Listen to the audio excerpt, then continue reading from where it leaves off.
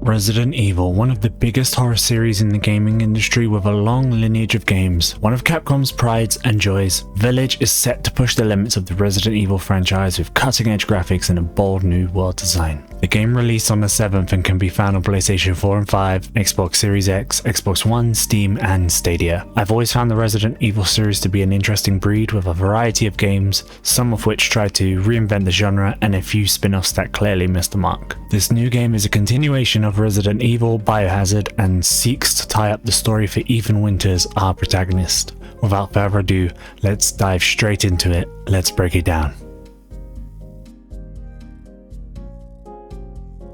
As someone who has played the original Resident Evil, I must say that modern day graphics certainly know how to bring a story to life. I sometimes wonder if modern day storytelling is hindered by the iteration on modern day graphics, sacrificing complex storytelling and highly developed plot lines for flashy ray tracing and particle effects. The good news is that Resident Evil Village is a visual masterpiece. Its new setting and its improved on graphics from the Resident Evil 7 game really shine in this sequel. A series of complex emotions are highlighted on the characters' faces as you interact with them, whether it be your wife Mia or the main villain of the game. When it comes to games that rely on the emotion of the player and characters to drive the story forward, small micro expressions on the characters' faces can go a long way to establishing a connection to the plotline and motivating the player to invest time into the game. This is a smart approach to development. The switch to first person in the last two games is a savvy one that brings the action and the horror to a personal level. Not only that, we never see the main character's face. He's a fairly bland person, which I'll discuss later in the writing and story section. I believe this was an intentional design decision. You are supposed to fill the shoes of your character, interacting with beautifully crafted characters that you encounter through your story. The graphics engine really pushed the limits higher and the results are stunning. Each villain has been meticulously crafted, and although it was sometimes hard to look at their character model in detail, when I did get the opportunity to do so in a thorough manner later in the game, I was stunned. Grotesque, fleshy protrusions, razor-sharp drill arms, or down to the nails on the Lycan enemies. The character models and the detail is some of the finest modeling I've ever seen. The quality of graphics doesn't stop there though. The world of Resident Evil Village is Capcom's finest in my opinion, whether it be the gothic design of the castle or its decor, or maybe the Transylvanian architecture in the village. 3D modeling on a whole is a laborious task, one that can be very troublesome for the artists involved, and to achieve such a confluence of cultures and architecture in one game is a phenomenal success for the team at Capcom, and they should be proud. Whereas the house setting in the previous game was fairly limited in scope due to its location, Village has much more room for flexibility. The first few moments in Dimitrescu castle made me feel like I was actually there. Having visited various historical buildings in my real life, I can say that I was stunned by the level of realism in the decor. I could almost smell the musty odor of the wooden furniture and drapes. It presented itself in such a way that made you believe you were taking every step yourself, opening up ancient doors and hearing the audible croaking of the hinges to the subtle reverberation of your feet on the stone floor. The graphics of this game serve to further emphasize that Capcom wants you to be in the shoes of our protagonist. As you go along and the details become more macabre, the distinction between realism and horror becomes more obvious, reminding you that you are in fact not a tourist but an escapee to a mad vampire lady. Abyssal-like dungeons, blood-soaked wine cellars, misty valleys, European villager huts, and abandoned factories in which you can hear the shrieking of tearing metal deep within its hallways, even down to simple teacups and cutlery. Resident Evil Village fleshes out these locations and items in a way that ensures they leave an impact on you even after you put the game down. As mentioned previously, this game continues in the first-person perspective and in the perspective of Ethan Winters. Personally, I prefer it to the third person perspective, as the first person brings a sense of realism and relatability, and also brings a sense of urgency to tense situations. As per previous Resident Evil games, the classic inventory system returns, restricting you on how much you can carry, especially when it comes to things like ammo. Do you take your new shotgun but dumped various crafting items or ammo to make space for it? Or do you go back, grind money so you can buy an inventory upgrade? These choices are the crux of the Resident Evil game for me. Careful inventory management when I felt like a massive fight was coming often ended up saving my bacon. The shotguns felt visceral and punchy with recoil to match, and it's funny because even though the shotgun felt punchy, the enemies and their sponginess sometimes made me feel the opposite. There were a couple of times where I'd unload a buckshot into the face of a vampire for it to only bite me a couple of seconds later. As I upgraded my weapons though, this barely felt like an issue, but there were a couple of glaring issues I did notice. One was the enemy AI. It wasn't that great on the standard difficulty, meaning you could easily kite them around while knifing them to save on crucial ammo. A design decision maybe? Maybe not. The boss battles for the first part of the game play out almost the same way, which was a little bit disappointing. I felt that they could have honed in a little bit more on those boss battles, make them a bit more difficult and engaging, because usually these boss battles are the bread and butter of world building. The good thing is that this issue is somewhat mitigated by playing on a harder difficulty. The AI become much more aggressive and make battles much more interesting, making you feel like you are under pressure on your last clip of ammo. Speaking of ammo though, let's talk about items. Items mostly work in the same way as they have done in previous games, and if you're new to the series, the items usually function as a tool to progress your story or unravel clues about the world or puzzle that you're dealing with. You can view them in detail, whether it be the ammo, gun, or key item, and you can purchase some of these from your merchant friend, who I'll talk about later. Said merchant offers you upgrades, items, and can even cook for you to improve your stats on your character. This was a nice touch and was certainly needed for some of the later levels. The world you play in is larger than the previous game, meaning more exploration and secrets to be found, and Resident Evil is full of them. The village acts almost like a semi-safe hub area after you clear it out, connecting you to different areas where big bad bosses can be found. Naturally, you need to defeat these baddies in order to progress,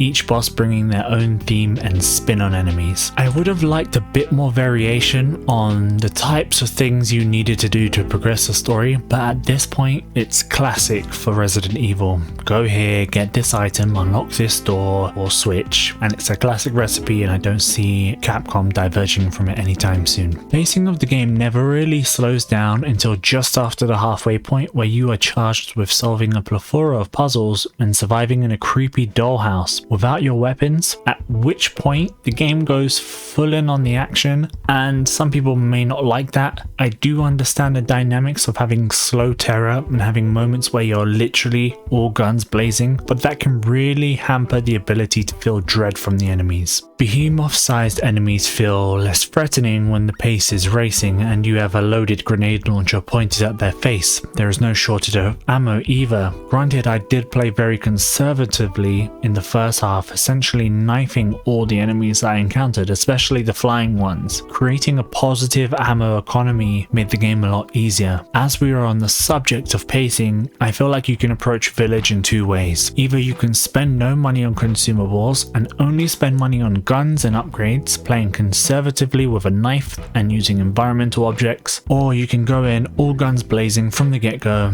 And to be honest, either option is very viable, as there are plenty of drops in the standard difficulty, which is another reason why I suggested doing a harder difficulty, so that you indirectly slow down your own pace, which allows you to feel like you're actually in a horror game. I get that Capcom have made it so Ethan had undergone military training, which you're made aware of at the start of the game, and you are supposed to feel more capable. I just think that sometimes overshadows the roots of the game. Terror, dread, and anxiety, caution, they all played pivotal roles in older games. But again, it's about staying relevant in a modern day environment, bringing more people into the series. Overall, I liked the gameplay. There were some weak boss fights, but the game was generally very engaging and kept me interested, and despite the pacing issues, it was a big improvement on Resident Evil 7.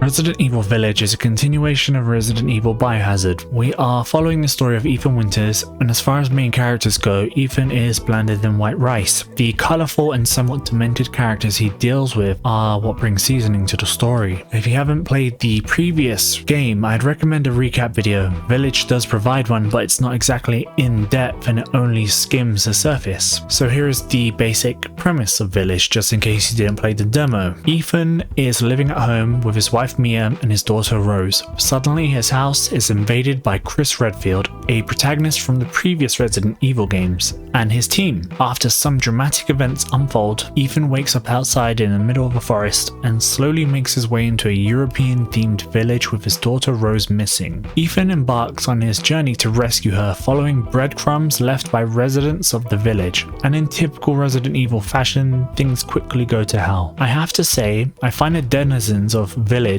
much more interesting than the Baker family, with a large variety of villains, each with their own distinctive personality and visual setting that comes with them. One character in particular seems to have a massive effect on the Resident Evil player base, but don't take my word for it, just see it for yourself. Each villain has their own backstory, insecurities and motivations, providing another layer of depth to the story of Village. Usually, enemies can seem infallible and don't appear to have any obvious mental weaknesses until you actually engage with them in combat. But Village does a really good job of laying out complex and interwoven relationships that the villains have with each other, but also with Ethan. There are many plot twists in Village, so some of what I'm saying may not make complete sense yet, but it will. The motion capture used to capture the animations went a long way into sculpting a unique experience for me as a player. If you think about it, Ethan Winters being bland and faceless is a design tool used to allow you to fill the shoes of our protagonist. With everyone having such character throughout the story, it's easy to get invested and find yourself feeling emotional at times, especially towards the end. This level of empathy shown for the villains as you find out more about their backstory places Village at the top of other games in terms of storytelling. Is it over the top sometimes? Yes.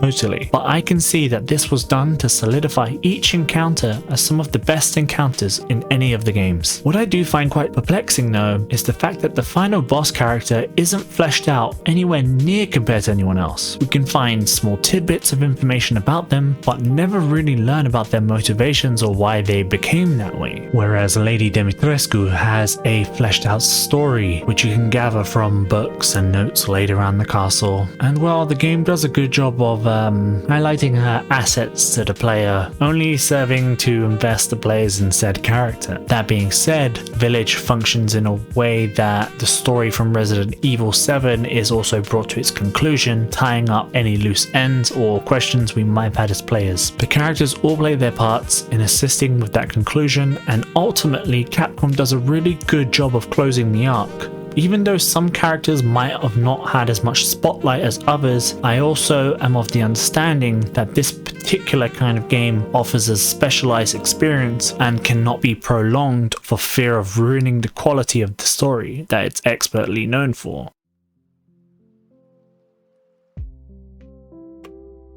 For a vision as grandiose as Village, the Capcom team have done a great job at bringing the vision to life using modern day technology. The technical prowess of the programming team seems to be evident here, with my PC being able to stay between 70 and 90 frames most of the time at 4K with most settings at max and ray tracing on. The only exception was the shadows, which I set to medium. My rig has an i9 10900K and a 3080, and for the most part the game held up well. But I do need to mention, I did notice some major frame drops during the sisters fights, and in some instances where the enemy will grab you. And another minor thing I noticed, that the Lycan AI sometimes would bounce between jump points and just do that perpetually, making it hard to hit them reliably without wasting ammo. Resident Evil is without a doubt the most technically immersive and impressive game to date, with cutting edge graphics and beautiful design work harmoniously interwoven as you progress through the world. I was stunned by a game with such amazing particle effects, managing to maintain a smooth performance. And overall, although there were minor other things, I think the game runs fantastically on 4K, especially on 2K and 1080p as well, a variety of settings to boot. Truly a technical masterpiece.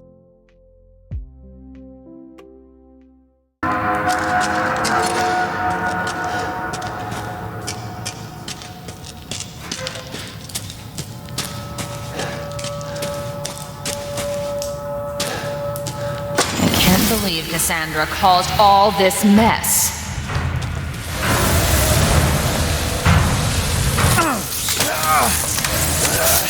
What a pitiful face.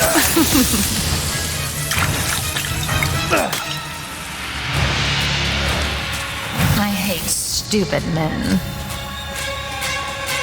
I need blood.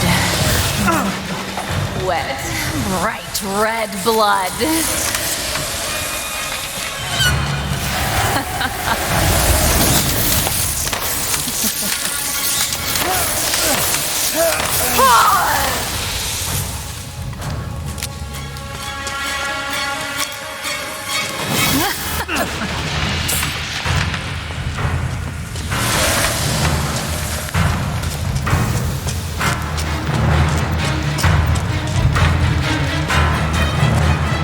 Squeeze the blood out when they're alive. Capcom seems to have an all-star team. It's very rare for me to actively not want to progress in a game, but the music and sound design was crafted in such a way that the minute sounds of a droplet of water falling onto a rusty set of bars, or the wind ominously blowing through the dungeons in such a way that it carried the sound of ghoulish horrors with it. With an expertly crafted musical performance that involved strings and synths at one point, I was frozen in place, having to take a breath in order to continue. This excellent sound design work becomes even more punctuated in a later area where all your weapons are taken away and you are left to the whims of the Capcom design team. It's pure psychological torment. I don't consider myself a person with mental triggers, but admittedly even I felt uneasy and terrorized at one point, which is obviously a testament to how much effort was put into the design work by everyone involved at Capcom. At one point I had to take my headphones off as it got too much. Even switching to surround sound speakers still left a very uneasy vibe within me. None of these things are negative, by the way. It's all excellent. The musical pacing is also wonderful, with the journey of music flowing in a traditional fashion with a journey of build-ups, peaks and rest periods. When you are in safe places with a merchant, it's nice to have a breather, hearing music that isn't as intense but still tonally correct.